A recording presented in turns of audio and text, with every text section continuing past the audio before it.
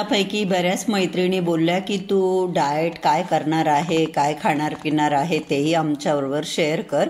तर माझ्या दिवसाची सुरुवात या ड्रिंकने होते. यामध्ये जिरे, ओवा, बडीशोप आणि मेथी सीड एक एक टीस्पून मी रात्री भिजवते, सकाळी उकळवते आणि अर्धा लिंबू त्याच्यामध्ये पिळून 5 मिनटं छान उकळल्यानंतर ते गरम गरम पिऊन घेते. 10 नंतर माझं सगळं खाण्यापिण्याची सुरुवात होती. त्याआधी मी पाणी पिते भरपूर, 1-1.5 लिटर. जिरा वॉटर पिल्यानंतर साधारण अर्धा पाऊण तास मी जाऊ देते आणि नंतर ही स्मूदी घेते. स्मूदी प्रशांतजींनाही खूप आवडली आणि मला पण खूप आवडली, त्याच्यामुळे सध्या तरी आम्ही ब्रेकफास्टला ही स्मूदीज घेत आहोत. मी त्या दिवशी तुम्हाला सांगितलं होतं की डीमार्टमध्ये मला असेल, पण इतकी गर्दी आणि इतके हे होतं की मला तिथे चिया सीड मिळाले नाही. म्हणून मी हे ट्रू एलिमेंट्सचे चिया सीड आणले, रॉ चिया सीड ॲमेझॉनवरनं मागवले. जवळजवळ हे 500 ग्रॅम, अर्धा किलो चिया सीड मागवले. आणि त्याचबरोबर मी ट्रू एलिमेंट्सचे 9-in-1 मिक्स सीड्स मागवले. याच्यामध्ये तुम्ही बघू शकता मिक्स सीड्स आहे. हे pumpkin, watermelon, sunflower, chia seed, flax seed, peanut, soya nuts, almond, cashew, म्हणजे हे सगळं आहे याच्यामध्ये. 9 प्रकारचे सीड्स एका याच्यामध्ये आहे. तर हे मिक्स सीड्स देखील मागवलेलं आहे. तर हे मी आता जी स्मूदी आम्ही खातो ना ब्रेकफास्टला, त्याच्यामध्ये 1-1 चमचा सीड्स मिक्स करत जाईल. इथे मी पुदिन्याची चटणी घेतली आहे आणि आज मी काय केलं, मुगाच्या घावणामध्येच पनीर टाकलं. तर माझं हे पनीर आणि हिरव्या मुगाचं घावण म्हणजे प्रोटीनच प्रोटीन. आणि मी घेतलेली आहे बाउलभर भेंडीची भाजी. म्हणजे याच्यामध्ये कार्ब्स खूप कमी आहे, प्रोटीन जास्त आहे. हे आहे माझं जेवण. हॅलो एव्हरीवन, गुड मॉर्निंग नाही सॉरी, मॉर्निंग कसं म्हणते मी, कारण की आत्ता वाजलेले आहेत 4. आज ब्लॉगिंगला फारच लेट सुरुवात केली.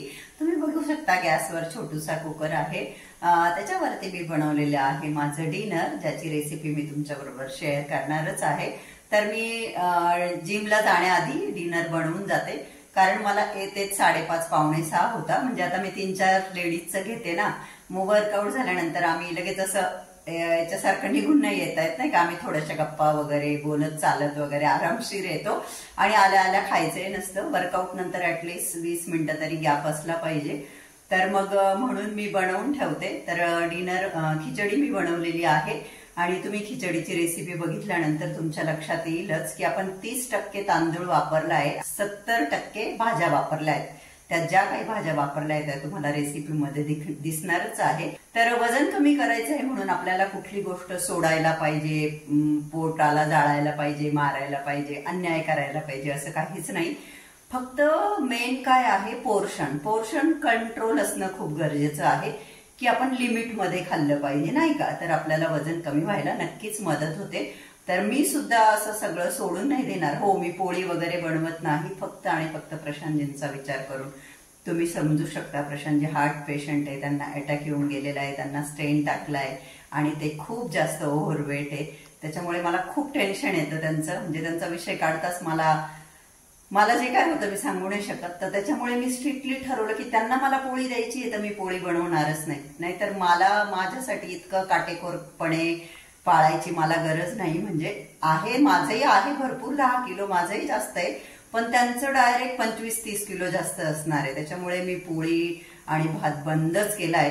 या संडेलाही मी नव्हता बनवला राईस, मागच्या संडेला मी राईस खाल्लाय बघा. तर आज खिचडी बनवली. तर चला आता मी निघते वर्कआउटला जायला. वर्कआउटला जाण्यासाठी निघतच होते तर डिलिव्हरी पर्सनचा फोन आला. तर काय आलं असेल तर नागलीचं पीठ, आणि कुठून मागवलं, हैदराबादवरनं. बरोबर आता एका टायमाचं माझ्याकडे पीठ उरलेलं होतं आणि माझं पीठ आलं. आठवड्यातनं 2-3दा प्रतीक अंधेरीवरनं ठाण्याला जातो. तर ठाण्याला मी जसं तुम्हाला आधी सांगितलंय की आम्ही गिरणीतनं रेडीमेड नागलीचं पीठ वापरायचो, जे की खूप छान असतं, 60 रुपये किलो. आणि हो, काही मैत्रिणी म्हटल्या की नागलीच्या भाकरीची रेसिपी शेअर कर, तर आहे माझ्या चॅनलवर, तर तुम्ही बघू शकता. किंवा मी पुन्हा एकदा नक्की शेअर करण्याचा प्रयत्न करेलच. पण ते पीठ मला एवढं महागात पडलं. आता ते रेडीमेड पीठ 60 रुपये किलो मिळतं, म्हणजे 300 रुपयाचं 5 किलो. पण ते प्रतीकला काल द्यायलाही काही पैसे लागले, आय थिंक 200 वगैरे रुपये त्याला तिथे लागले. आणि आता हा माणूस घरपोच घेऊन आलाय, याला 350 रुपये द्यायचे. आणि प्रतीक जिथे द्यायला गेला असेल तो त्याचा वेळ, डिझेल, गाडीचं सगळं जरी हिशोबात काढलं तर म्हणजे 5 किलो नागलीचं पीठ मला जवळजवळ 1000 रुपयात पडलं असं म्हणायला काय हरकत नाही. पण जिथे हेल्थचा विषय येतो तिथे पैशाचा विचार करून नाही चालणार. आणि जसं मी तुम्हाला म्हटलं, स्पेशली प्रशांतजींसाठी खूप गरजेचं आहे गव्हाची पोळी बंद करणं. डिलिव्हरी आणणारा बिचारा एवढा कन्फ्यूज, बी का डी. बरं इथे नेटवर्क प्रॉब्लेम म्हणजे नॉर्मल कॉलला इथे प्रॉब्लेमच आहे. मी त्याला सांगितलं ABC के बाद आने वाला डी भैया, C के बाद आने वाला डी. तेव्हा तो आता कुठे येतोय. आणि सिलेंडर संपलं तर ते गोणीमध्ये फ्रीजच्या शेजारी सिलेंडर उभं आहे, ते साईटवरून कोणीतरी आणून दिलं होतं. चला इथे एक आहे की असं काही आडत नाही, म्हणजे आमच्याकडे एक आम्ही घेऊन आलोय, पण मग ते संपल्यानंतर साईटवरून एका पर्सनने दिलं आम्हाला सिलेंडर. इथे आमचं जो मी बोलले की पार्सल येतंय आटा, ते आलंय. बराच वेळ लागला, त्यांना ब्लॉकमध्ये कन्फ्युजन झालं वाटतं. आणि हे इथे आलेलं आहे आपलं 5 किलो नागलीचं पीठ. तर तुम्ही इथे बघू शकता, अगदी छोटी एकदम चिनुमुनू म्हणतो ना आपण, तशी वाट्या आहेत या. 1 वाटीभर मी घेतलेले आहे तांदूळ आणि 1 वाटीभर मी घेतलेली आहे तुरीची डाळ. हे दोन्ही एकत्र करून मी धुवून घेणार आहे. तुम्ही समजूनच गेले असाल, मी आज बनवत आहे खिचडी. प्लीज माझ्या कुकरच्या लुकला इग्नोर करा. इथे पाण्यामुळे भांडे असेच होतात. ग्रुपवरही सगळ्या बायका हेच डिस्कस करतात. तर मी खिचडीसाठी 1 ग्लासभर पाणी गरम व्हायला ठेवलंय. पाणी गरम झाल्यानंतर पाणी काढून घेतलं.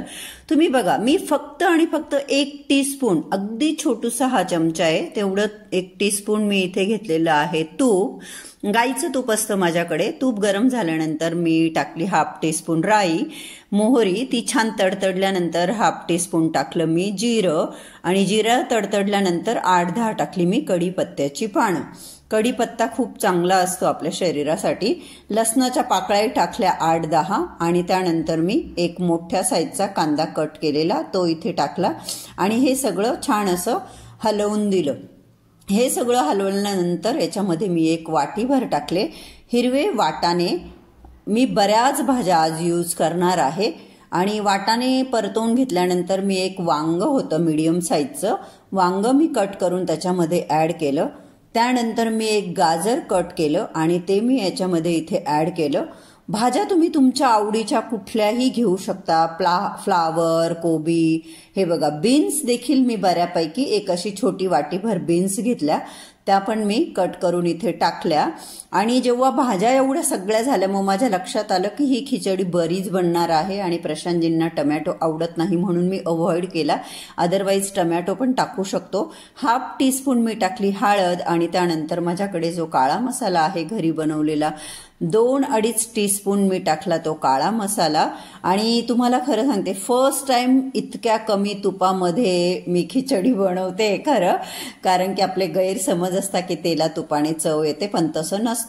धुतलेले डाळ तांदूळ मी इथे ॲड केले. आणि हे ॲड केल्यानंतर मी चवीनुसार आता याच्यावरती टाकणार आहे मीठ. आणि सगळं असं छान हलवून घेतलं. आणि तुम्ही कुकरमध्ये बघू शकता किती छान कलरफुल मस्त हिरवा, पिवळा, नाही का, ऑरेंज, ग्रीन, फ्रेश कट केलेली कोथिंबीरही टाकली आणि छान असं हलवून दिलं. हे बघा किती यम्मी दिसते. आत्ताच दिसायला कशी दिसते बघा ही खिचडी. आणि हो, बनवताना मी माझ्या एकटीसाठी बनवली होती, परंतु ही खिचडी इतकी बनली की याच्यामध्ये आमच्या दोघांचंही डिनर झालं. आणि इतकी टेस्टी, इतकी डिलिशियस झाली होती की मी तुम्हाला सांगू शकत नाही. आणि हा निव्वळ गैरसमज आहे की तेल तूप भरपूर वापरल्याने वस्तू छान बनतात, तर तसं बिलकुल नसतं. ज्या वेळेस मी कुकर उघडला, हे बघा किती छान दिसते मस्तपैकी आपली खिचडी. तर अशी खिचडी तुम्ही वेट लॉस करताना देखील खाऊ शकता. जसं मी म्हटलं, यात फक्त 30% तांदूळ आणि 70% भाज्या आहे. तर वेट लॉसला ही खिचडी नक्कीच हेल्प करेल. तुम्ही डिनरला खा, लंचला खा. कशी वाटली हिची रेसिपी मला कमेंट करून नक्की कळवा. व्हिडिओ बघितल्याबद्दल खूप खूप धन्यवाद. Thank you so much.